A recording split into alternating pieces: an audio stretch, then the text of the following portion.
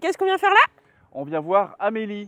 Qui fait des maisons en terre crue. Amélie, tu es notre 5e partageuse. 5e, ça tombe bien, c'est mon chiffre porte-bonheur, le 5. bah, C'est rigolo ça.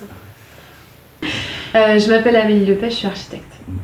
Et je suis spécialisée dans la construction et la réhabilitation de bâtiments en terre crue. Alors pourquoi de la terre crue? La terre crue parce que c'est tout simple en fait, c'est la terre qu'on trouve, c'est les ressources locales.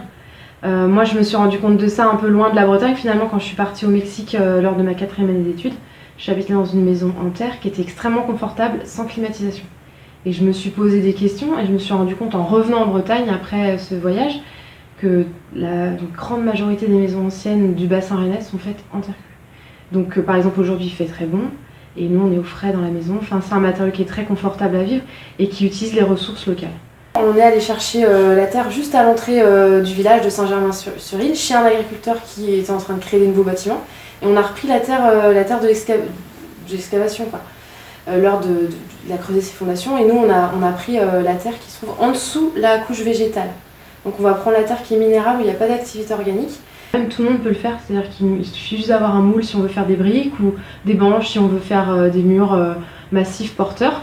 Et on peut, à plusieurs, avec des amis ou avec une entreprise professionnelle, faire ces murs à partir de la terre. L'entretien, il est assez simple. C'est-à-dire que nous, ici, on n'a pas d'enduit, donc il n'y a pas d'entretien. Enfin, sur les murs, il n'y aura rien à faire. On a d'autres maisons en terre où il peut y avoir un enduit à la chaux, donc un petit badigeon. Donc ça veut dire tous les 5, 6, 10 ans, remettre une petite peinture à la chaux.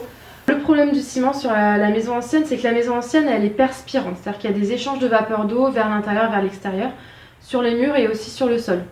Et ces échanges-là, si on vient les bloquer avec des parois en ciment, du coup l'humidité elle reste dans le mur et il y a une augmentation générale de l'humidité du bâtiment et ça peut être grave, ça peut aller jusqu'à l'effondrement du mur. Il y a une association qui s'appelle Thiès Braise, ils sont sur toute la Bretagne historique.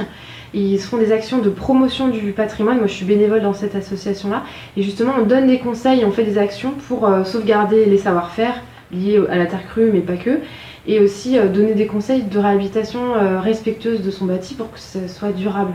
Donc s'il y a des personnes qui sont intéressées pour faire des travaux dans leur maison ancienne, en terre, je leur recommande vivement d'aller se renseigner avant de faire des erreurs et de se renseigner auprès de Thiès Braise.